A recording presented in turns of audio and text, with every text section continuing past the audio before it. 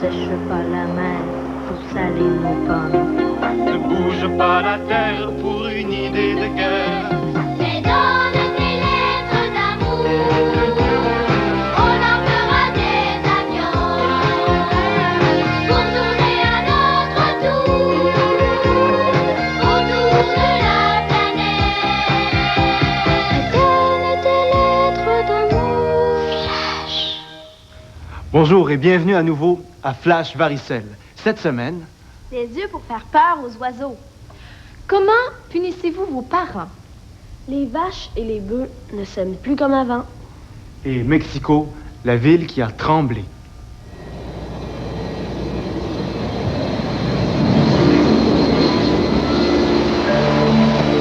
Chaque seconde, quelque part sur la Terre, un avion s'envole.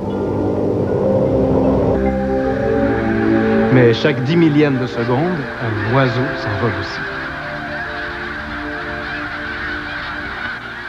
Ce partage du ciel entre les oiseaux et les avions n'est pas sans poser de problème.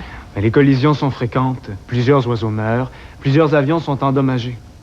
Il arrive même que les oiseaux se prennent dans les turbines des avions, ce qui peut briser les moteurs et même mettre en danger la vie des équipages et des passagers. Pour régler le problème, plusieurs expériences ont été tentées, comme d'amener près des aéroports des oiseaux de proie pour chasser les autres oiseaux.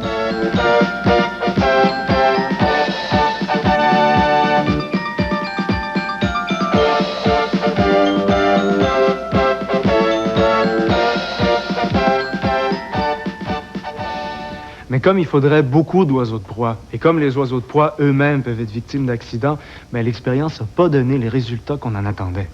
La compagnie japonaise All Nippon a quant à elle trouvé la solution. Peindre de gros yeux sur tous ces avions.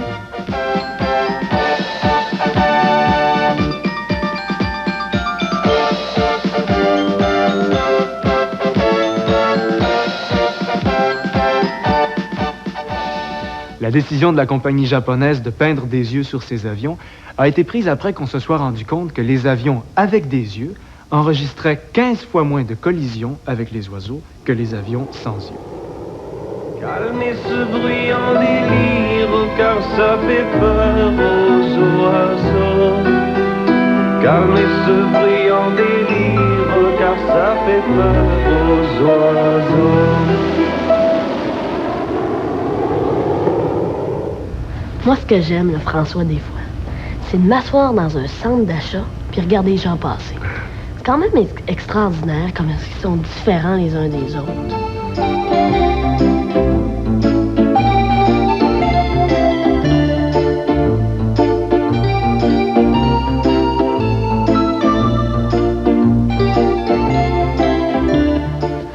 Pendant longtemps, pour essayer de comprendre en quoi les gens étaient si différents, certains ont essayé de créer des catégories, de classer par groupe tous les types de gens qui vivaient sur la Terre. Et c'est comme ça qu'ils ont eu l'idée de classer les gens par race. Ah oui, les blancs,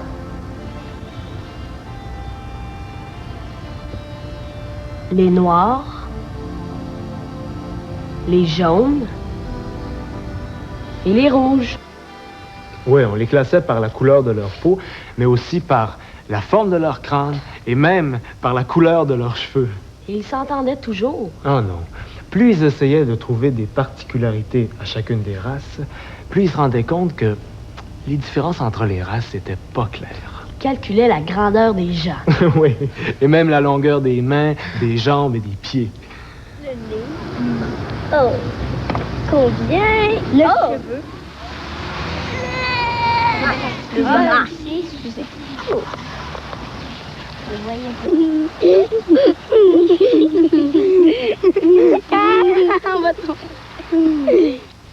Mais aujourd'hui, grâce à des analyses très précises, comme des analyses de sang, les scientifiques en sont arrivés à cette conclusion étonnante.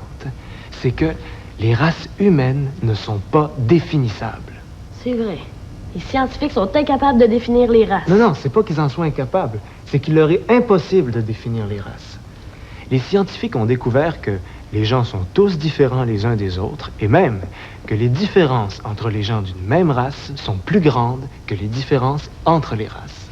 Si je comprends bien, François, le classement par race, ça veut plus dire grand-chose. Faut croire.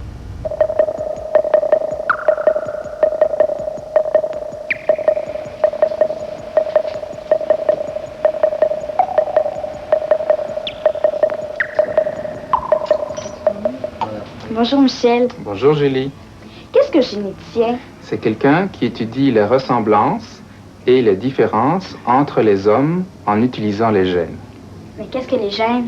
Les gènes, c'est une information génétique qui est contenue dans le noyau et que l'on reçoit de nos parents. Ces gènes sont sous différentes combinaisons.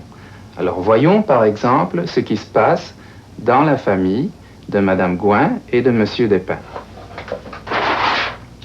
J'ai représenté ici toutes les combinaisons génétiques de tous les enfants de la même famille de Madame Gouin et Monsieur Despins.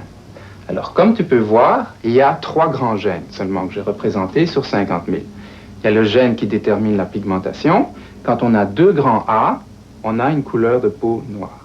Quand on a un petit A 2 fois, on a une couleur de peau blanche. Puis il y a le gène qui détermine si les cheveux sont frisés ou lisses. Et puis il y a le gène qui détermine si on est grand et petit.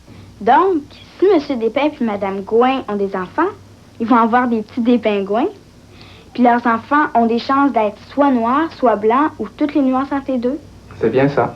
Alors, ce que la génétique a montré, c'est que il y a moins de différence entre 2 individus qui ont, si tu veux, qui sont de races différentes, que entre 2 individus de la même race. Regarde ici, dans la famille de Mme Gouin et M. Despins, Christophe a la peau noire et Anatole a la peau blanche. Et ils diffèrent par seulement 2 gènes. Pourtant, ils sont, si tu veux, de races différentes. Par contre, Christophe, ici, et Arthur est là, et ils sont tous les 2 blancs, mais ils diffèrent par 1, 2, 3, 4 gènes. C'est pour ça que les races n'existent plus. C'est pour ça que du point de vue génétique, les races n'existent plus. Julie, savais-tu que Flash Varicelle était la seule émission à donner aux enfants la possibilité d'écrire tout, mais vraiment tout ce qui leur passe par la tête? Oui. Et à ce sujet, Agathe Papadima, 9 ans, se demande pourquoi il n'y a pas d'acteurs dans son quartier. D'après elle, ils vivent tous à Hollywood, dans le New Jersey ou en Floride. J'en ai une de Nathalie Dubois, 10 ans et demi, nous écrit. Je vais vous dire franchement que je n'aime pas le chum de ma mère. Et elle croit qu'elle n'est pas la seule dans cette situation. Noémie Bergeron, 11 ans. J'écris à Flash Varicelle pour suggérer aux écoles du monde de rester ouvertes jusqu'à 18 heures, au cas où on aurait oublié quelques cahiers. J'en ai une de Estelle Bellambi, 8 ans, nous écrit. Ma maison est tellement petite, je voudrais une maison plus grande, avec une piscine et un parc pour jouer avec mes amis. Pour nous envoyer vos commentaires, vos trucs, vos idées folles, écrivez-nous à Flash Varicelle, casier postal 250, succursale B, Montréal, H3D 3J7. Et notre question cette semaine... Avec quel arbre fabrique-t-on les bâtons de baseball? Est-ce avec le chêne Le sapin? ou l'érable? C'est avec le chêne. On l'a choisi parce que son bois est le plus solide et le plus résistant. Il fend rarement et répercute très peu les ondes de choc de la balle qu'il frappe. Il n'y a pas si longtemps, quand un cultivateur voulait que ses vaches aient de petits veaux, il les laissait se promener dans le champ, libres.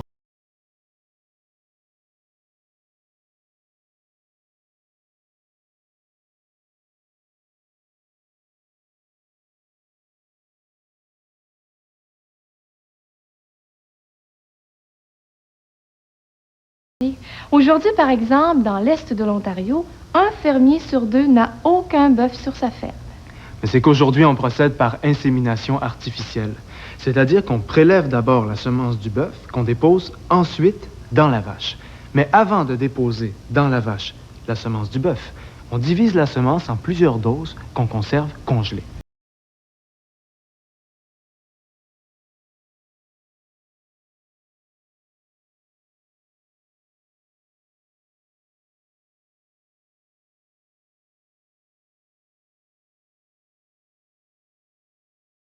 Les semences d'un seul bœuf peuvent servir à féconder 50 000 vaches en 1 an. Et puis, Il y a même de vieux bœufs qui sont même les pères de 250 000 veaux et sans avoir jamais vu de vache de leur vie.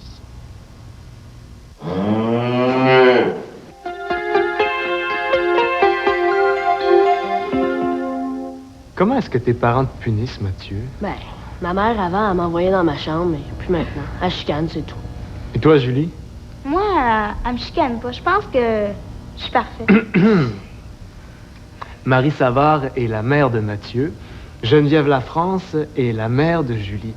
Pour savoir si Mathieu et Julie disent vrai, René les rencontre. C'est pas vrai! Oui. Bonjour Geneviève. Bonjour Marie. Je voudrais pas vous faire passer pour des marâtres, là, c'est pas mon idée. Mais je voudrais savoir comment vous punissez vos enfants, Mathieu et Julie. Vous, Marie, avez-vous des secrets bien particuliers concernant Mathieu? Ah oui, j'ai des secrets concernant Mathieu. On brûle de les savoir. Ben, j'en ai deux. Oui. Je vais commencer par en dire un. Un secret, c'est que Mathieu, quand... ça fait pas tellement longtemps de ça. Son plaisir, c'était de mouiller des papiers Kleenex et de les envoyer sur les passants dans la rue. Ça, c'était un des plaisirs de Mathieu. Est-ce que ça vous met en colère? Surtout les passants. Est-ce que ça a été un peu une raison d'une dispute quelconque entre vous? Non. Non. Et vous, Geneviève, de quelle façon vous punissez Julie? Oh, ben, j'élève un peu la voix. Et Oui. puis, c'est de la priver aussi de la présence de certains amis. Je pense que ça, c'est... Oui. Est-ce qu'elle a déjà eu peur de vous? Est-ce qu'elle a déjà eu peur d'être punie? Particulièrement. Oui. Une fois à l'école, il y avait un groupe qui s'est fait prendre à fumer dans un petit coin, puis quelqu'un pensait qu'il était dans le groupe et elle s'en est sauvée. Ah oui? Vous n'avez pas usé de vos pouvoirs de mère? On a sermonné un petit peu, on s'est parlé surtout, sans élever la voix cette fois-là. Oui. Mais je pense qu'on dialogue beaucoup. Ah, c'est bien. Et vous, Marie, qu'est-ce qui vous a le plus enragé sur Mathieu? Qu'est-ce qui vous a le plus mis en colère? Il n'y a rien qui vous vient? Vous n'avez pas un ange entre les mains, de toute façon? Non, mais j'en suis pas un, moi non plus. Bon. Ben, merci beaucoup, Geneviève. Merci, Marie. Bonne chance. Merci.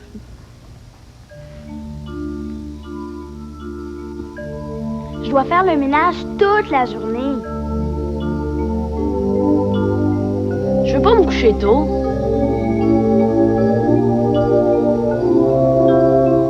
Reste dans ta chambre. Je peux plus sortir.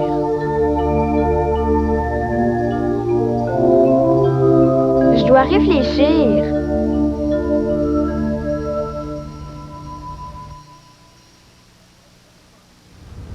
Nous avons fait une grande recherche pour savoir si dans le monde, il existait des lois disant aux parents quelles punitions ils pouvaient donner et quelles punitions ils ne pouvaient pas donner. Nous avons téléphoné dans plusieurs pays. Ce qui nous a frappé, rares sont les endroits où il existe réellement des lois qui interdisent telle ou telle punition. On dit beaucoup dans les lois qu'il est interdit aux parents d'abuser des enfants ou de les négliger, mais rien de précis quant aux punitions. Sauf en Suède, où il est interdit aux parents de taper un enfant. À part aussi en Angleterre, où on a aboli l'an passé une vieille loi qui permettait encore la strap dans les écoles. Ailleurs, cependant, bien qu'il n'y ait aucune loi qui dise aux parents quelles punitions ils ne peuvent donner, il est interdit de battre un enfant. Et les parents qui le font sont admis devant les tribunaux. Comme en Espagne, Comme en France, comme au Maroc comme à Cuba. ou comme aux États-Unis. C'est la même chose au Canada. Au Québec, en plus, le gouvernement a adopté, il y a 10 ans, une loi qui s'appelle la Loi sur la protection de la jeunesse, sans préciser quelles punitions les parents peuvent donner. La loi dit ce qui doit être fait pour aider les enfants quand les parents les négligent. Mais vous, est-ce que ça vous arrive de punir vos parents? Oui, Mais qu'est-ce que tu fais? je boude. Et vous, comment punissez-vous vos parents? Et je vais dans ma chambre, je claque la porte. Et après, quand ils me demandent pourquoi tu as claqué la porte, j'ouvre la télévision très fort et je les écoute pas. Quand ma mère me dit de laver la vaisselle, je la lave et en faisant exprès de briser plusieurs assiettes. Moi, je pars pas à mes parents jusqu'à ils m'achètent quelque chose. Moi, je fais des grimaces et je tape mes pieds et cela l'ennuie vraiment. Je ferme la porte de ma chambre et je joue 3 heures à Atari. Je regarde à la télé au lieu de faire mes devoirs. Moi, pour punir mon père, quand il me demande de l'eau, je lui l'apporte et je lui le verse sur son beau pantalon. Si ma mère m'appelle, je ne lui réponds pas. Je reste dans un coin, puis je ferme mes oreilles puis mes yeux. Et puis quand ma mère me parle, j'écoute rien.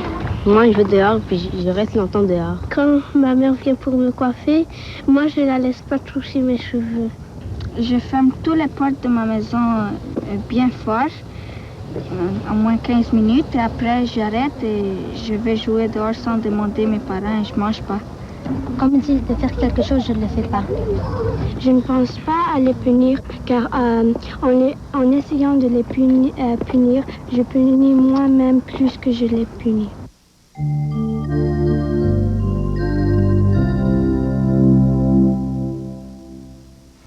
Mexico, le 29 septembre 1985, il est 7 heures du matin. Déjà, les rues de la plus grande ville du monde sont congestionnées. Des millions de gens se rendent au travail ou à l'école. Tout à coup, la terre tremble. Les autos se mettent à zigzaguer, les immeubles s'effondrent comme des jeux de cartes. C'est la désolation. Le terrible tremblement de terre tue et blesse des milliers de personnes et détruit des milliers de logements. Une école sur 3 s'effondre.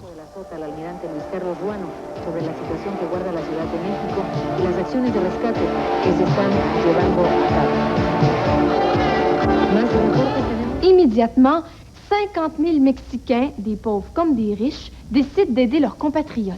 Leur priorité, sauver des vies. Pendant des semaines, ils fouillent les décombres et ils libèrent ainsi ceux qui étaient encore emprisonnés.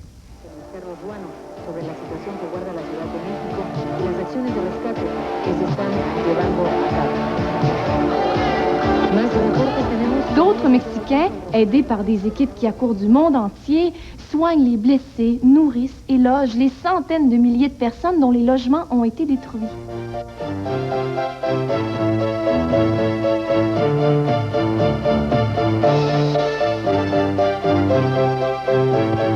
Un mois après, la reconstruction de la ville commence. Des milliers et des milliers de Mexicains travaillent bénévolement sur les chantiers de construction. Il faut serrer les coudes pour reconstruire au plus vite. Le terrible tremblement de terre de Mexico a été l'un des plus impressionnants de toute l'histoire de la planète. Mais ce qui a été encore plus impressionnant, c'est la grande fraternité dont les Mexicains ont fait preuve. Une fraternité qui croyait eux-mêmes à l'époque a jamais disparu. On entend parler des tremblements de terre seulement lors des grandes catastrophes. Le père Paul-Émile Tremblay, lui, observe quotidiennement les phénomènes sismologiques à l'Observatoire du Collège Jean de Brébeuf. Bonjour, père Paul-Émile. Ah, bonjour, Mathieu. Pouvez-vous me dire c'est quoi un tremblement de terre? Ah, le tremblement de terre, c'est le sol qui vibre. Et qu'est-ce qui les produit? Les tremblements de terre sont produits parce que le globe terrestre, là, tu vois la surface du globe terrestre, ça a l'air bien uni ici, hein? Mais en fait, c'est pas uni, c'est tout fait avec des morceaux. Ces morceaux-là se frappent ensemble, ça fait vibrer le sol et ça donne des tremblements de terre. Comment pouvez-vous savoir qu'il y a un tremblement de terre? Bien, pour savoir si y a un tremblement de terre, bien, il faut avoir des instruments. Le sismomètre. Ça, par exemple, ça nous permet de comprendre comment fonctionne un sismomètre. Dans un sismomètre, il y a 2 parties. Une bobine, comme ça, là, et un aimant. On s'arrange pour que la bobine soit immobile, puis que l'aimant vibre avec le sol. Quand ça vibre avec le sol, si tu vois ici, là, ça fait un courant électrique. Et c'est ce courant électrique-là qui va faire une inscription sur du papier. Qu'est-ce qui vous renseigne sur leur importance? Nous avons des échelles pour nous renseigner sur l'importance des tremblements de terre. La principale échelle, c'est l'échelle de Richter. On la mesure, on appelle ça des magnitudes. C'est représenté par des chiffres de 1 à 9. Par exemple, nous avons enregistré ici un tremblement de terre qui venait de Morenheim. C'était la magnitude 3. nous avons enregistré un tremblement de terre qui venait de cette zone apocatienne, c'était la magnitude 4. À partir de quelle magnitude un tremblement de terre peut devenir dangereux? D'ordinaire, à partir de 5, il peut y avoir des dommages aux maisons. Évidemment, quand on arrive à 6 ou à 7, là, ce sont de très gros dommages. Il peut y avoir des morts et parfois, à partir de 7, 8, beaucoup de morts. Est-ce que le tremblement de terre du Mexique avait été prévu? On ne l'avait pas prévu, mais on savait très bien, par exemple, que c'était un endroit où il pouvait y avoir des tremblements de terre. Merci, mon père. Bienvenue, Mathieu.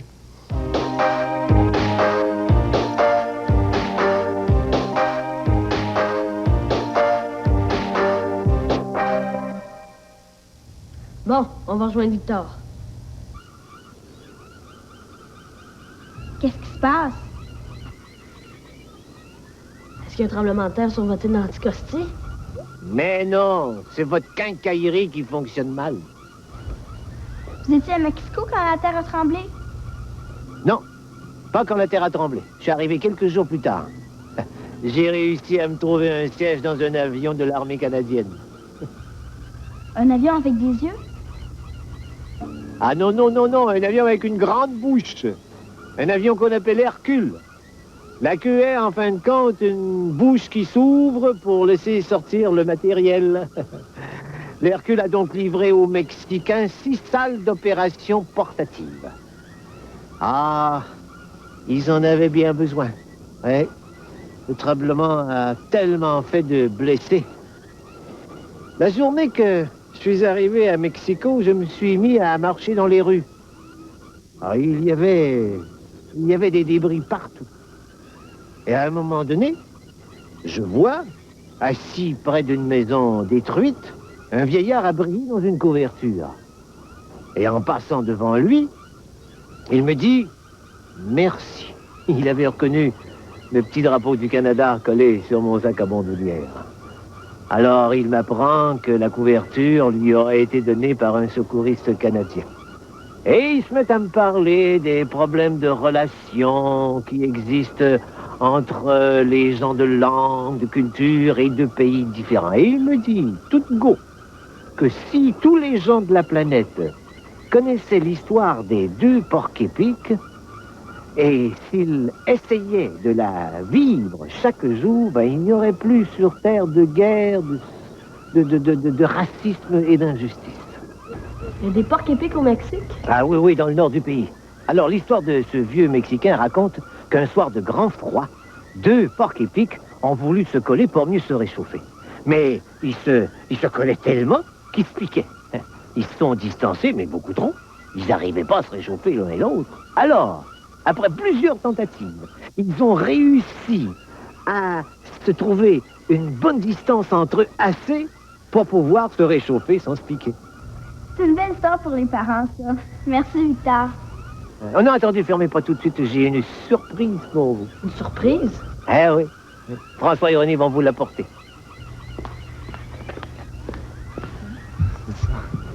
Ah, qu'est-ce que c'est? 2 piquants de porc-épic. Quand j'ai quitté le vieux Mexicain, il me les a donnés comme porte-bonheur. Alors je vous les donne, prenez-en bien soin. Merci, Victor. Ça me fait plaisir. Au revoir. Tu sais, Victor, François et moi, on était un peu jaloux. Ah, voyons, votre tour viendra. Mais quand, Victor? Tout vient à point à qui sait attendre. Ben, c'est malheureusement le temps de nous quitter, Victor. Salut à tous. Au revoir. Salut, à la semaine prochaine. À la semaine prochaine. Écrivez-nous!